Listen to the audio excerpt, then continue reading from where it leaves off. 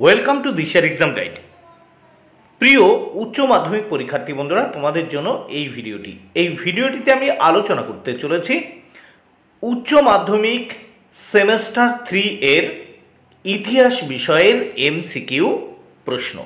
বন্ধুরা, সেমেস্টার 3-তে বা 3 নম্বর সেমেস্টারে তোমাদের ঠিক যে ধরনের এমসিকিউ প্রশ্ন পরীক্ষায় আসতে চলেছে, ঠিক সেই ধরনের বাছাই করা এমসিকিউ প্রশ্ন নিয়ে এই ভিডিওটি তোমাদের জন্য তৈরি করেছি। তাই অবশ্যই দেখে নিতে হবে উচ্চ মাধ্যমিক ইতিহাস এমসিকিউ ক্লাস 12 এর সেমেস্টার 3 অধ্যায় পর্যটকদের দৃষ্টিতে ভারত, অর্থাৎ প্রথম অধ্যায় পর্যটকদের দৃষ্টিতে ভারত। এখান থেকে বাছাই করা এই এমসিকিউগুলো তোমাদের দেখে নিতে হবে পরীক্ষায় ভালো নম্বর পাওয়ার জন্য। 1 নম্বর প্রশ্ন, উত্তর ও মধ্য ভারতে পণ্ডিতরা গাছের ছালের উপর লেখেন, যাকে বলা হয় উত্তর ভূর্জ। 2 নম্বর প্রশ্ন, অলবিরনি লিখেছেন যে ভারতীয়রা বইকে কাপড় দিয়ে মুড়ে রাখেন, যেগুলি পরিচিত উত্তর পুঁথি নামে। 3 নম্বর প্রশ্ন, অলবিরনি লক্ষ্য করেছেন যে হিন্দু গ্রন্থগুলির প্রথমেই লেখা থাকত উত্তর ওম। 4 নম্বর প্রশ্ন, অলবিরনির ভারত ভ্রমণকালে বিজ্ঞানের যে শাখায় ভারতীয়দের সবচেয়ে বেশি আগ্রহ ছিল সেটি হলো উত্তর জ্যোতির্বিজ্ঞান। 5 নম্বর প্রশ্ন, অলবিরনির মতে ইসলাম ইয়োশ সিন্ধ হিন্দ গ্রন্থটি ভারতে পরিচিত উত্তর সিদ্ধান্ত নামে। 6 নম্বর প্রশ্ন, সিদ্ধান্তের থেকে কম ভালো গ্রন্থগুলিকে বলা হতো উত্তর তন্ত্র বা করণ। 7 নম্বর প্রশ্ন, ভারতের মন্দিরগুলি এক ধরনের শিল্পকলা যা বিশ্বের সেরা স্থাপত্যের একটি, কে বলেছিলেন উত্তর অলবিরনি। 8 নম্বর প্রশ্ন, অলবিরনি বৌদ্ধদের কি নামে অভিহিত করেছেন উত্তর সমনীয়। 9 নম্বর প্রশ্ন, অলবিরনির বিবরণ অনুযায়ী বৌদ্ধরা মনে প্রাণে ঘৃণা করতেন উত্তর ব্রাহ্মণদের। 10 নম্বর প্রশ্ন, কোন ইউরোপীয় পর্যটক প্রথম রেশমপথ পাড়ি দিয়ে চীনে এসেছিলেন উত্তর মার্কো পোলো। 11 নম্বর প্রশ্ন, ত্রয়োদশ শতকে ভারতের সমাজ অর্থনীতি ধর্ম দর্শন সম্পর্কে আমরা যে বিদেশি পর্যটকদের বিবরণ থেকে জানতে পারি তিনি হলেন উত্তর মার্কো পোলো। ত্রয়োদশ শতকে ভারতের সমাজ অর্থনীতি ধর্ম দর্শন সম্পর্কে আমরা যে বিদেশি পর্যটকের বিবরণ থেকে জানতে পারি তিনি হলেন উত্তর মার্কো পোলো। 12 নম্বর প্রশ্ন, নিম্নলিখিত কোন দেশের অধিবাসী ছিলেন মার্কো পোলো উত্তর ইটালি। 13 নম্বর প্রশ্ন, মার্কো পোলো জন্মেছিলেন উত্তর ইটালির মিলান শহরে। 14 নম্বর প্রশ্ন, মার্কো পোলো জন্মগ্রহণ করেছিলেন উত্তর 1254 খ্রিস্টাব্দে। 15 নম্বর প্রশ্ন, মিলিয়ন নাম বা উপাধিটির সঙ্গে কে জড়িত উত্তর মার্কো পোলো। মার্কো পোলো প্রথম কত বছর বয়সে চীনের শাসক কুবলাই খানের দরবারে যান উত্তর 5 বছর। 17 নম্বর প্রশ্ন, মার্কো পোলো ভারতে আসেন উত্তর খ্রিস্টীয় ত্রয়োদশ শতকের শেষ ভাগে। 18 নম্বর প্রশ্ন, ইটালির মার্কো পোলো কতবার ভারত সফর করেন উত্তর 2 বার। 19 নম্বর প্রশ্ন, মার্কো পোলোর ভ্রমণ কাহিনী লিপিবদ্ধ রয়েছে যে গ্রন্থে সেটির নাম হলো 2 মিলিয়ন, এখানে দ্বিতীয় মিলিয়ন। 20 নম্বর প্রশ্ন, মার্কো পোলোর মুখে তার ভ্রমণ বৃত্তান্ত শুনে তা লিপিবদ্ধ করেন উত্তর রাস্টিসেলো।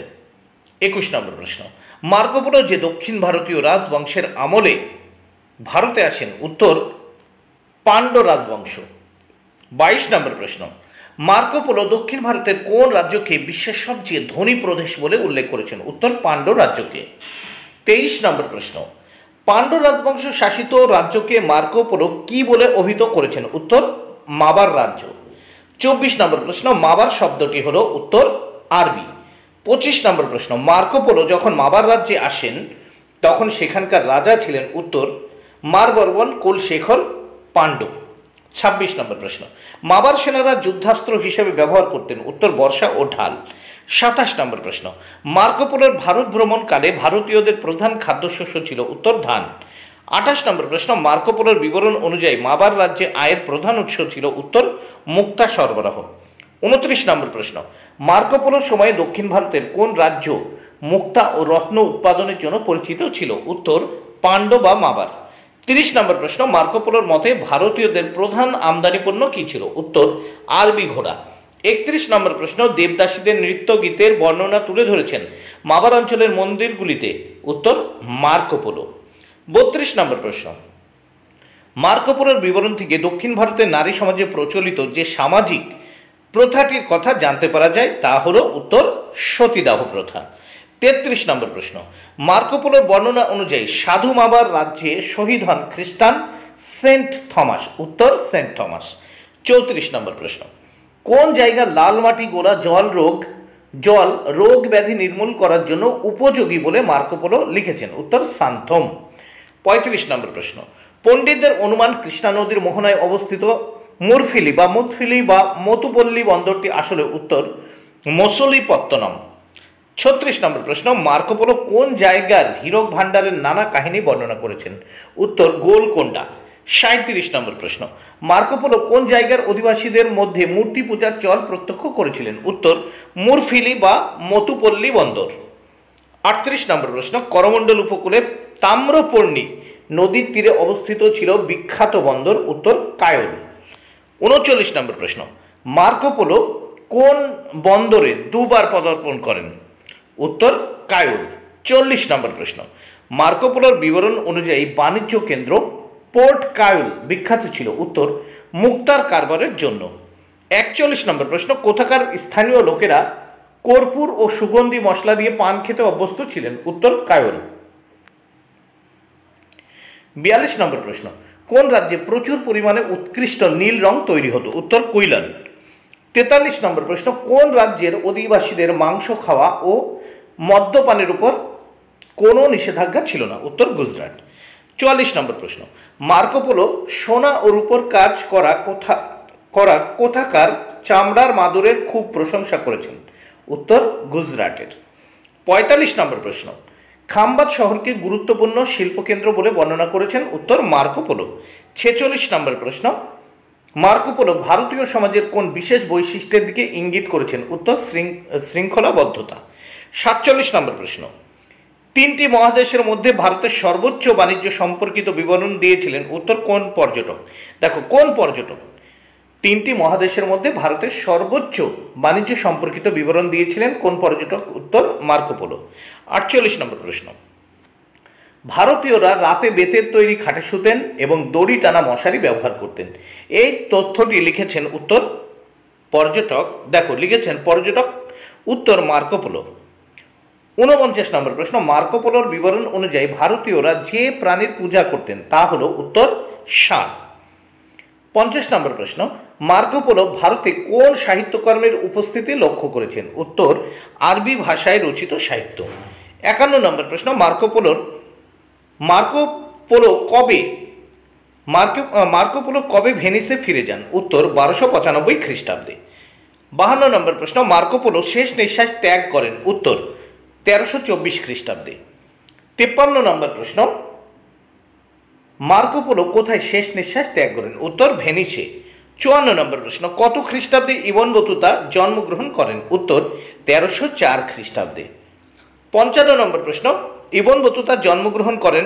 উত্তর মরক্কোর তানজিয়ার শহরে। 56 নম্বর প্রশ্ন, 1332 থেকে 33 খ্রিস্টাব্দে ভারতের উদ্দেশ্যে যাত্রা শুরুর পূর্বে ইবন বতুতা তীর্থ করতে যান? উত্তর মক্কায়। 57 নম্বর প্রশ্ন, ইবন বতুতা ভারতে আসেন? উত্তর খ্রিস্টীয় 14 শতকে। 58 নম্বর প্রশ্ন, কাকে দ্য ট্রাভেলার অফ ইসলাম বলে অভিহিত করা হয়? উত্তর ইবন বতুতাকে। 59 নম্বর প্রশ্ন, কিতাব উল রিহলা গ্রন্থের রচয়িতা হলেন? উত্তর ইবন বতুতা। 60 নম্বর প্রশ্ন, ইবন বতুতাও সম্ভবত নিজে তার ভ্রমণ বৃত্তান্তটি লেখেননি, তিনি তার রোমাঞ্চকর অভিজ্ঞতা শোনান এবং তা লিপিবদ্ধ করেন? উত্তর ইবন জুজাই। 61 নম্বর প্রশ্ন, ইবন বতুতা কোন নদীকে পানজ আব নামে উল্লেখ করেছেন? উত্তর সিন্ধু নদকে। 62 নম্বর প্রশ্ন, ইবন বতুতার মতে সিন্ধু দেশের রাজধানী ছিল? উত্তর মুলতান। 63 নম্বর প্রশ্ন, ইবন বতুতা কোন সুলতানের আমলে ভারতে এসেছিলেন? উত্তর মোহাম্মদ বিন তুগলক। 64 নম্বর প্রশ্ন, নিম্নলিখিত ব্যক্তিত্বদের মধ্যে কাকে সুলতান মোহাম্মদ বিন তুগলক দিল্লির কাজী বা বিচারক পদে নিযুক্ত করেন? উত্তর ইবন বতুতা। বন্ধুরা, ভিডিওটি ভালো লাগলে অবশ্যই লাইক, কমেন্ট ও শেয়ার করো। Thank you very much.